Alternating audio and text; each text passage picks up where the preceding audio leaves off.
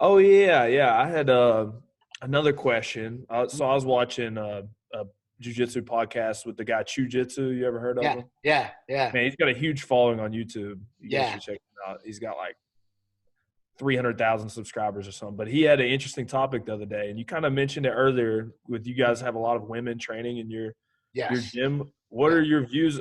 Two-part question, really. Mhm. Now that I heard you talk about it, one, how do you have so many women training? Because we've been trying to push that hard since the beginning, but it's tough, at least for us. Mhm. And then the other question is, what do you think about men and women rolling together? How do you mitigate problems? Um, do you think it's beneficial? I think it's beneficial, and I'm sure Yeah. you have that same philosophy as well. But like, basically, how have you created that atmosphere? Well, I'll try to attack it, those questions from a couple of different perspectives that'll give you a view of the way that I look at it.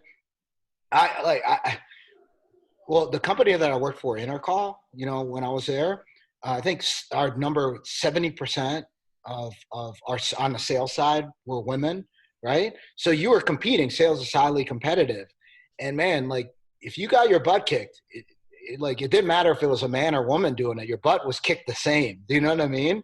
Gotcha. So I always just approached it as women. I've reported to men. I've reported to women. I've mentored men. I've mentored women. It's just like, man, we have an equal relationship. And I think like step one is you have to sincerely feel that way, right? Because people can sense BS. And if you don't sincerely feel that way, it doesn't matter what else you do, and yes, like I do think there's a lot of value in men and women training together. Two of my favorite training partners over the past couple of years have been a young lady I have, Ruth Hughes. She's like a 4-time Pan champ, Medal Masters Worlds Asian champ, a woman named Hannah Norcross, who moved, and she was with us. She moved to New Mexico, but she was with us for a while. And both those women had beautiful jujitsu and a ton of pressure, and they were two of my favorite training partners because their movement was essentially perfect. Right. So if I gave them a head start, I knew that my movement had to be perfect too. Right. And I was stronger than them. So I just had to keep myself from using that physical advantage. And they made Can, me can, so much better. You can I know? interject? Can I No, interject go right ahead. here, real quick? Yeah. Yeah. So I can just to affirm what you're saying here. My wife trains, and she's my main training partner. So it's her and Coach Joe are my main training partners. And I made an argument not that long ago on Facebook, I think it was, or Instagram, that if you want to be with the most technical person in the room, Uh-huh. find the girl. Find the girl that has a little bit of color on her belt. Maybe she's been around a little bit, Yep. Yep. purple, whatever. Find her, and Mm-hmm. maybe it's a blue belt, but find that girl. You want to see technique? Find her, because she has to have it, She right? has to have it. She's not going to be as big usually or as strong. I mean, on average, right? Mm-hmm. So Right. they rely on technique, and they're crisp, Mm-hmm. they're tuned. I mean, my wife's guard is as good as any guard in our gym. And I'll stand by that, not because she's my wife, because it's just true. Right. And so it's made my guard passing better because Yep. I have to pass her spider guard without Yep. trying to just smash her. So Well, the it has to interjection be. I want to, what's that? It has to be because It she has to doesn't be. have the physical advantage. It's very much like back in the day before there were any women in the gym. You'd go find the smaller guy, right? Because he didn't have the physical advantage. Do you know what I mean? Mm-hmm. So he had to have really articulate legs. He had to take what I like you that gave. articulate legs. I'm gonna steal that. I'm gonna start Oh using man, that. yeah. Well, Like that's you why see. Samuel Braga's guard is what it is. I mean, Yes, he's not a huge guy.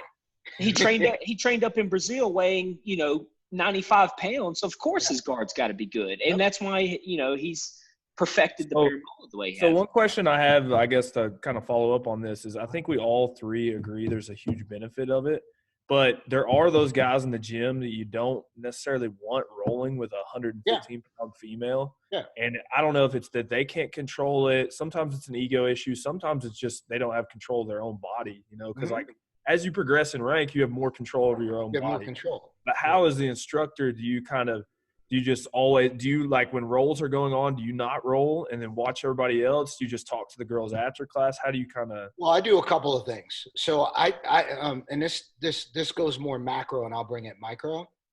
So I pair up every role, like when I'm teaching, right? Smart, So I either roll, like if you have a couple of hundred students now, and, you know, I can't roll with everybody all the time. I mean, you know, sometimes people forget how old I am because I'm so pretty, but you know, plus there's just too many. But I either roll with or I've watched everybody, right? Yeah. And sometimes people, like you said, they just don't have the control yet. So I pair people up, right? So one, I will pair up. And you might be like, well, do you just pair the women with the women? No. I pair women with bigger guys, with women, with smaller guys. But like I try to see, I was talking to one of our, and I think she visited your gym, Maisie Thompson, about this before. Yeah. Maisie's medaled the Masters World. She's an IBJJF champion.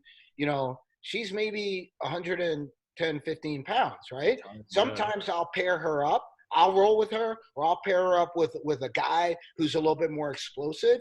And she trusts me enough. She says, well, I know you're doing that for a reason, right? And I'll watch. You know, sometimes I'll watch a little more closely, or I'll have watched that guy and I'll say, man, that guy's explosive, but he has enough control not to hurt Maisie. And I want Maisie to work to be able to control somebody who's got that explosive game, right? Mm-hmm. Or I will pair her up with, you know, somebody who's more her size, you know, whether they be guy or girl. So like I pair people up, I watch people so I can make the appropriate pairings, and I pair people up with purpose, right? But there has to be trust. Like she has to trust, you know, like they have to trust me as a coach. That doesn't mean I'm perfect or I won't make a mistake. But if I make a mistake, or if I see somebody that's maybe a little too rough, or I thought Maisie or somebody could handle something and they couldn't, man, then I won't pair them up again, right? Yeah.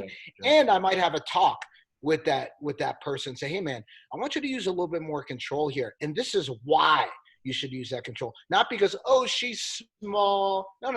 It's because, dude, if I'm 155 pounds or so, if I rolled with a dude that was 110 pounds, man, I could just throw him around. I'm a pretty strong guy, but what am I going to get out of that? There, I have an opportunity there to work against more articulate, more flexible legs, or somebody who's faster than me. Now we both benefit. So I'll talk to them about how they benefit. Plus, at a macro level, people at our gym understand that it's not just about you, it's about your training partner too. So ask yourself what you can get out of it. And we have a saying at our gym, I'm responsible for my partner's safety as well as my safety, right? So like a purple belt at my gym isn't going to impress me because they go tap a blue belt like 15 times. It's like, okay, great. You can kick his ass, right? But you're a purple belt. You're supposed to, dude, go, there's a tournament next month. Go compete. Go tap everybody there, right? I'd rather see, that doesn't mean we don't go hard, right? But man, if I guillotine you twice, I don't need to guillotine you 8 more times. Let me work in a position you're really good at, and then we can go hard. Do you know what I mean? Let me work on my back retention. Let me work on my guard passing because you have a really good guard.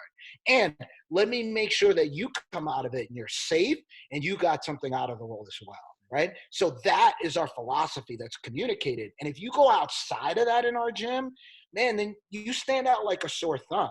So those things combined with the fact that at our gym, man, there is no like, oh, but she's a girl, or, oh, but she's a woman, or, oh, that was the woman's. No, man, we're all equals, right? And if you don't buy into that, man, there are probably a few women at our gym that are going to kick your butt, right? If you don't buy into that, then even if you maybe can beat them, maybe you're athletic, maybe you're strong, man, it's just not cool. Like I don't buy into that. The people at our gym don't buy into that. Man, you have to respect your training partners, man, woman, white belt, blue belt, purple belt, blah, blah. We'll walk into our gym, and this sounds like it's different, but it kind of goes along the same lines. If I go into the gym, if we were open tonight, I joke around. I'll tease somebody, right? If a purple belt hits me with a zinger, I'm not like, how dare you? I'm a black belt. Man, I laugh. We all laugh. We have a good time. Why? Because, man, there's respecting your coaches, respecting the mat, respecting your teammates. But if I'm joking, man, like that's affection. That's not disrespect. Do you know what I mean? As long as I'm not in the middle of teaching, right? You know, so where there's that respect, I let people know that I expect you to always have that respect, right? So to summarize, like if you came to the gym tonight and we were open, which we're not because of the coronavirus, and there were 10 women on the mat, you might be like, well, they're probably all in a circle, like drilling with each other during open mat.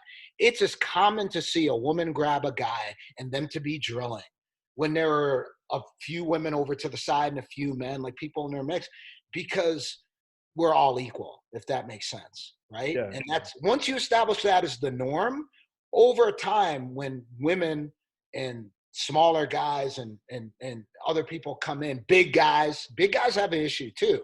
Nobody wants to roll with them. You know, sometimes they're scared. But like when they come in and they see, oh, wow, I'm being treated equally here. I have the opportunity to thrive if I put in the work. Over time, it starts to grow. That makes sense. Yeah, that makes a lot of sense.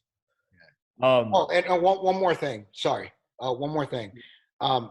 I believe, like as the coach, I believe it's important to recognize the women just like you recognize the men, right? Like in terms of wins and stuff. So, for example, a couple of years ago, the first people from Buckhead Jiu-Jitsu, I'd won the Pan before, but that was before we had Buckhead Jiu-Jitsu. We had two of my purple belts, homegirl Matt Shan and Ruth Yu, both won the Pan. Right? Ruth won double gold, Matt won gold. Those were our first IBJJF majors from our gym, right? If I'd come back as the head coach and made a big deal about Matt because it was the men's division and kind of didn't make a big deal about Ruth or treated her differently, right? Then people would see it and they'd be like, man, I call BS. I absolutely do not do that. Sometimes, you know, I talk about it. I'm like, Ruth, you're a leader in our gym. People are like, oh, man, Ruth is a great leader for the women and role model for the women. I'm like, no. She's just, I acknowledge, right, that women will gravitate towards her, right? And I think representation is important. But I always make it a point to say, yes, but she's just a leader, period, right? You know, just like a guy. And when you do that over time, man, I think that those seeds bear fruit. So you would say it's okay to represent a certain group, but you lead everyone. Yes, 100%. Right? Like, so somebody comes into my gym and says, hey man, I think it's really cool. You know, I'm black. If they look at me and they're like, I think it's really cool that you're black and you're, you know, man, that made me want to be here. That's great, man. That's great. But we're all together. Like, I'm not mad at you. It's great, but we're all together. You're not just the leader of the black jiu-jitsu guys. Exactly.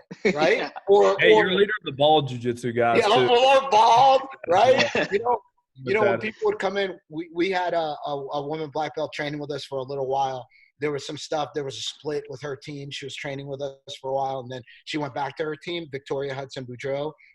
She was fantastic, right? And people were like, oh, man, I thought it was great that the women could see a black belt. And, you know, she just trained. She was fantastic, and we still have a great relationship. But she wasn't just the female black belt. She was a black belt. I was like, no, man, you have to treat her the same way you treat me because she's earned that respect. Do you know what I mean? Like, she's earned that right, you know, but I also acknowledge that having that representation, it had a tremendous impact on the ladies at our gym, you know, and I love to highlight her and put her out there because I knew that representation mattered, especially for the women in our gym. Yeah. I would love to see Jenna as she continues to advance through the ranks. She would be a representation of the female jiu-jitsu, but not just a leader of female jiu-jitsu, because her technique is on the you know, whether you're female or male, little kid, teenager or adult, technique is technique, man. How good is it?